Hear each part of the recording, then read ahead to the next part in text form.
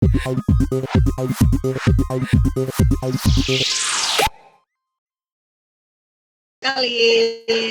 Halo Mbak Ali.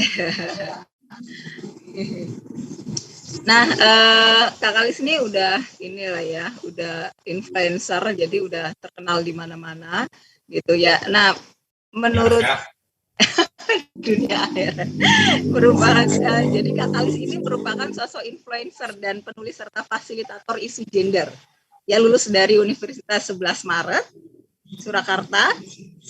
Kalis aktif menyuarakan kesetaraan gender dalam sosial medianya dan mendorong perempuan muslim khususnya dan perempuan di Indonesia pada umumnya agar memiliki kesempatan dan peluang yang sama dengan laki-laki untuk bekerja, memiliki pengetahuan dan berkiprah di sektor publik. Nah, Kak Kalis dari yang tadi disampaikan Kak Nura gitu ya, lalu Kak Hana, menurut Kak Kalis sendiri apa sih pendapat Kak Kalis tentang perempuan muslimah yang mengaktualisasikan dirinya lewat bekerja, gimana Kak? Oh ya, mungkin saya juga mau ikutan cerita gitu gimana bapak dan ibu saya kebetulan saya bisa mewakili dari cerita dari keluarga Indonesia yang kalangan prasejahtera alias menengah ke bawah. Jadi bapak itu dulu adalah dalam bahasa kampungnya itu modin. Modin itu ini apa namanya kayak kiai kampung gitu yang dia kerjaannya adalah ada di 3 bagian penting keluarga Indonesia, yaitu kelahiran, perkawinan dan kematian. Jadi bapak saya perawat jenazah RSUD juga gitu. Tetapi non PNS. Jadi dia tidak punya uang gitu ya. Dia mendapatkan uang itu dari sukarela gitu, dari amplop-amplop masyarakat desa yang dia ngasihnya berapa gitu. Dan dia orangnya agak-agak altruis dan agak-agak filantropik. Jadi kadang kayak pulang ke rumah misal habis bantu-bantu apa kayak dikasih duit 5.000 rupiah, dikasih 10.000 rupiah, itu kayak udah alhamdulillah ya rezeki kiai kampung itu ya segitu gitu ya. Jadi sedih banget. Sedangkan ibu saya tahu perempuan di dalam keluarga yang ngatur sirkulasi keuangan di dalam rumah tangga itu perempuan gitu kan. yang beli beras, yang beli minyak, yang bayarin sekolah segala macam tuh perempuan. Jadi kamu sebagai laki-laki tuh jangan iya aja ketika dikasih duit cuman 10.000, cuman 20.000. Karena yang pusing itu perempuan gitu loh. Jadi dan disitulah kemudian saya bertumbuh sebagai anak perempuan yang melihat ibu saya melakukan cara-cara kreatif untuk bertahan hidup gitu. Kayak dia nitipin gorengan, nitipin sate, nitipin perkedel di warung-warung makan gitu. Terus kadang-kadang ibu saya bisa punya cara-cara lain, misalnya jualan apa lagi gitu ya, sesuai seasonnya lah. Kadang-kadang jualan daster, kadang-kadang jualan apa gitu kan. Jadi di situ saya ngelihatnya, oh wow gitu, kayak akhirnya ketika saya punya kesadaran yang lebih utuh sekarang, saya mengenang ibu saya dengan cara yang sangat indah gitu ya. Kalau zaman dulu mungkin belum tersadar gitu, saya ngelihatnya ini Bapak gimana nih payah banget gitu ya. Dan yang saya kenang adalah waktu-waktu ketika saya harus begadang, ngupasin kentang dan ngupasin kulit telur buat bikin sate telur gitu.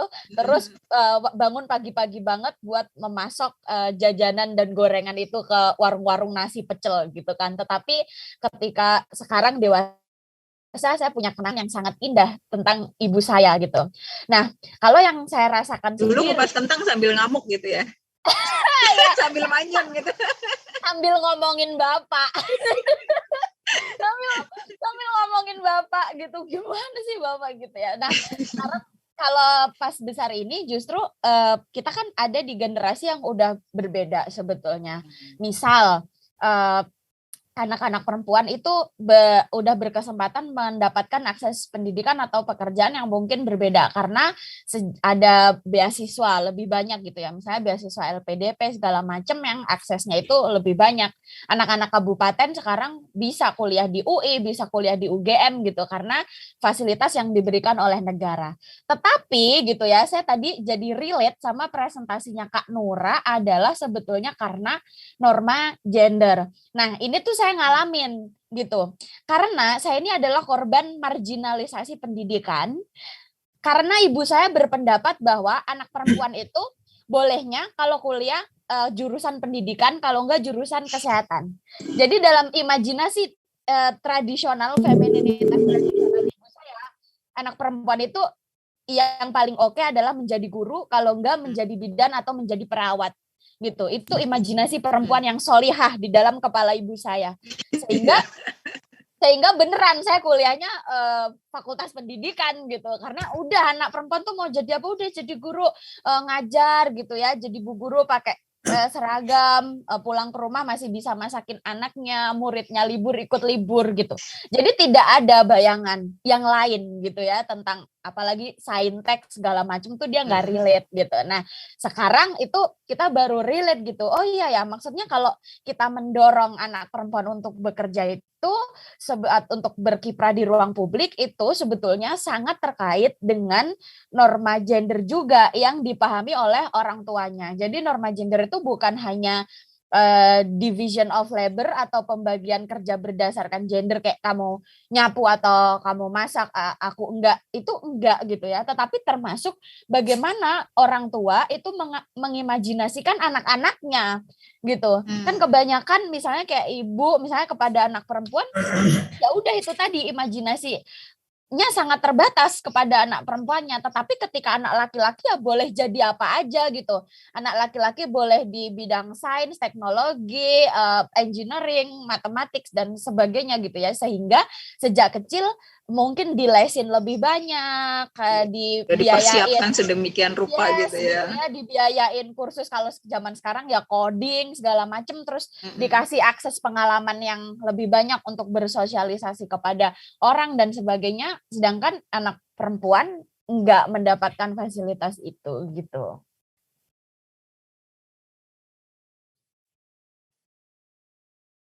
Berarti kan ini udah jadi sebenarnya kebutuhan gitu ya, perempuan muslim bekerja itu sebenarnya. Nah, kalau terhadap kan tetap aja nih sampai hari ini kan ada tuh kelompok-kelompok yang perempuan tetap nggak boleh bekerja gitu, bahkan bisa menjadi fitnah lah apa gitu.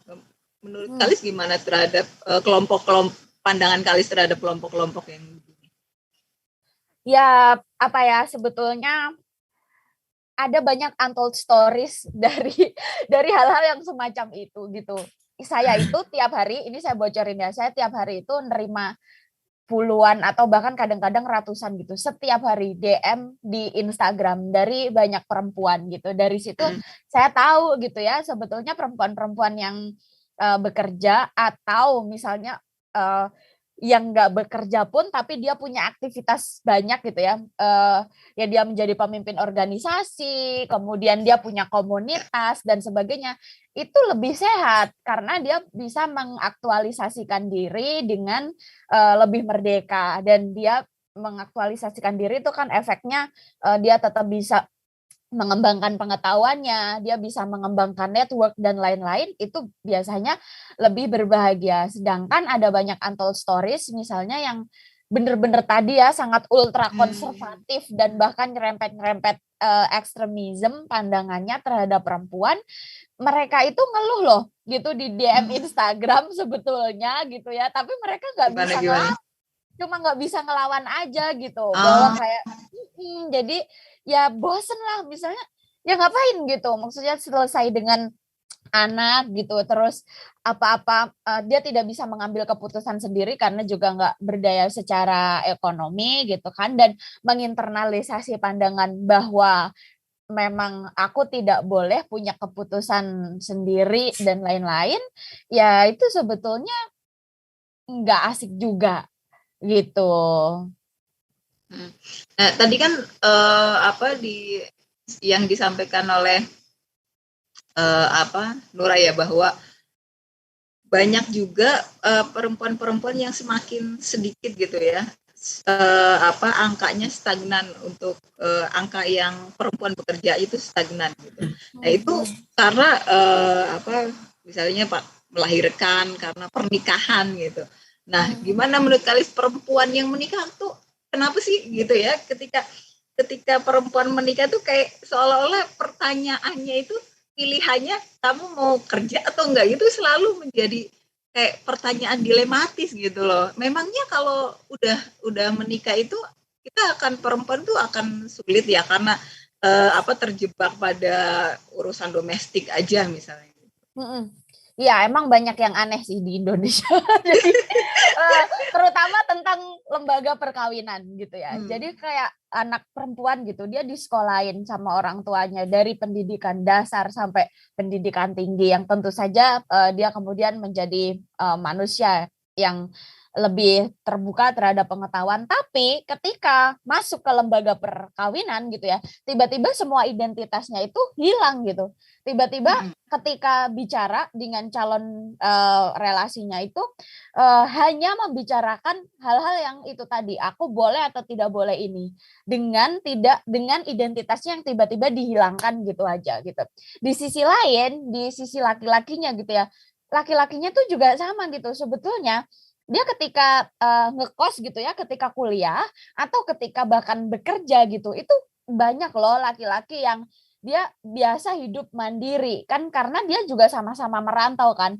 Sebetulnya cowok-cowok ini biasa ngekos, biasa ngontrak bareng teman-temannya, bahkan biasa bisa masak sendiri, biasa bisa bersihin kos atau kontrakan sendiri.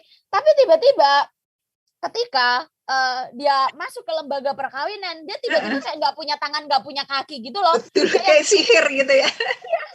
Kamu kemarin pas ngekos atau pas ngontrak, kamu itu bersih-bersih kamar sendiri, masak sendiri. Tapi pas kawin, lu tiba-tiba mana gitu, kayak yang nggak bisa ngapa-ngapain gitu, kayak tiba-tiba udah menjadi suami ya udah diurusin istri. Itu kayak keanehan-keanehan di Indonesia sih gitu, yang kayaknya nggak terjadi di London kan, gitu. Itu kenapa, gimana tuh caranya tuh biar itu tidak dilembagakan gitu, maksudnya tidak langgeng gitu, itu lagi terjadi lagi, itu gimana sih caranya? Ya caranya berarti harus kayak mempertanyakan itu nggak sih kayak gitu. Kenapa misalnya aku nih perempuan yang sudah dibekali dengan pengetahuan dari kecil menjadi aku yang dewasa, tapi kenapa ketika masuk ke lembaga perkawinan, hello, kenapa identitasku itu hilang gitu, dan tiba-tiba berubah menjadi servant gitu kan, menjadi apa itu doang identitasnya gitu. Sedangkan di sisi laki-laki juga sama sebetulnya. Kenapa aku kemarin manusia yang independen, merdeka, mandiri gitu ya. Tetapi ketika masuk ke lembaga perkawinan, tiba-tiba kamu bangga gitu dengan identitas yang sultan, raja, yang segala macam itu. Jadi ya harus digugat aja, maksudnya harus diprotesin aja sih yang keanehan-keanehan itu gitu. Termasuk ini ya, baca-baca buku-buku apa kali? banyak yang bisa dibaca. Cuman sebetulnya kayak nggak usah banyak baca buku, itu bisa dirasakan nggak sih gitu. Jadi kayak direfleksikan gitu ya, direfleksikan dan juga Iya, dibawelin aja gitu. Kayak aku sering gini, emang dulu kamu pas ngekos gitu, pas zaman merantau kamu nggak bisa nyetekin Magicom sendiri gitu.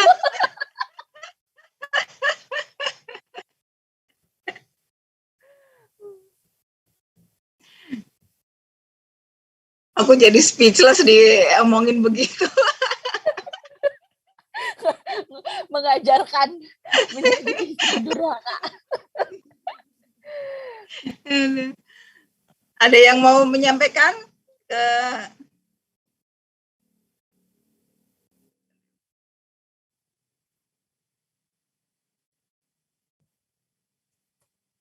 ya, boleh dilanjut kali, aku sambil nyari-nyari itu oh iya. Ya, silakan. Ya, yang nantinya kan misal kayak tadi ya, hal-hal yang kecil kayak tadi misal ngurusin apa kebutuhan sarapan, terus misal sekedar ya, ini untuk yang sangat rumah tangga yang sangat ekstrim, kayak masih harus diurusin perihal naruh handuk di tempat yang sesungguhnya gitu, terus ngelipat selimut bangun tidur gitu, terus bersihin toilet atau kamar mandi, atau setelah makan meletakkan di piring cucian dan sebagainya. Itu kan hal-hal kecil yang kalau dikumpulin terus-menerus tuh beban-beban yang kecil itu yang jadi kemudian beban ganda atau double burden gitu.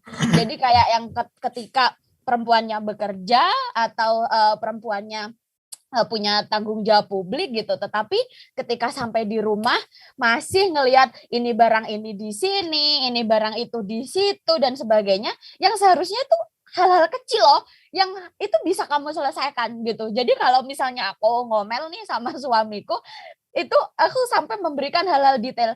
Mas tahu nggak, dengan meletakkan handuk di tempat yang sesungguhnya, aku itu menghemat waktuku 5 detik sampai 10 detik untuk berjalan begini gitu, dan itu menghemat tenaga gitu misalnya. Atau Mas tahu nggak, dengan Mas gitu ya, mindahin muk kamu itu muk bekas minum kopi dari ruang kerjamu, kamu cuci sendiri ke tempat cuci piring, itu aku tuh menghemat waktu juga, misalnya berapa menit gitu ya untuk melakukan hal itu. Dan kalau Mas tahu nggak gitu lagi, dengan kamu bantuin aku misalnya ketika Magicom itu nasinya udah habis, terus kamu ambil sendiri, kamu rendam sendiri ke tempat cuci piring gitu kan, itu hal yang ringan, tapi itu matters banget loh gitu. Kenapa gitu ya? Karena paginya kita bisa langsung nanak nasi. Aku nggak harus tuh bersih-bersih Magicom lagi. Artinya soal komunikasi ini juga penting gitu ya, sebagai support system, bagaimana bisa mendorong, bisa mendukung perempuan untuk bisa bekerja gitu. Terutama perempuan yang bekerja gitu. Dan butuh partner yang dia kayaknya bersedia kuping panas, tapi seharusnya nggak panas juga kupingnya, karena perempuan yang kayak udah melakukan hal itu setiap hari aja nggak pernah ngeluh gitu. Kenapa kalau kita berkomunikasi dengan laki-laki dan kita kayak ngomel-ngomel dikit, dia harus panas gitu. Ini juga yang harus jadi ini nggak sih, yang harus dipersiapkan oleh perempuan gitu ya, ketika dia memilih menjadi perempuan pekerja gitu. Ketika aku belum menikah gitu, tetapi ketika saya menikah misalnya, saya mau memilih menjadi perempuan bekerja, itu apa sih yang harus dipersiapkan oleh si perempuan itu sendiri gitu, tentu dengan pasangannya apa yang harus dilakukan gitu. Jadi dia tetap dengan dirinya sendiri gitu ya, pada saat menikah, tidak tiba-tiba menjadi apa gitu. Ya, komunikasi sebelum menikah, karena kalau itu dibicarakan setelah pernikahan ya bakal nggak bisa gitu ya. Jadi akan lebih ribet kalau dibicarakannya setelah pernikahan. Tetapi ketika dibicarakan sebelum pernikahan bahwa ya aku tetap mau bekerja buat publik gitu, dan sebetulnya yang harus dibicarakan bekerja aneh ya, maksudnya buat orang, saya nggak tahu lagi ini Indonesian thing atau sebetulnya di London juga terjadi. Kenapa sih kalau laki-laki Indonesia tuh sangat insecure banget dengan pendapatan istri yang lebih tinggi gitu.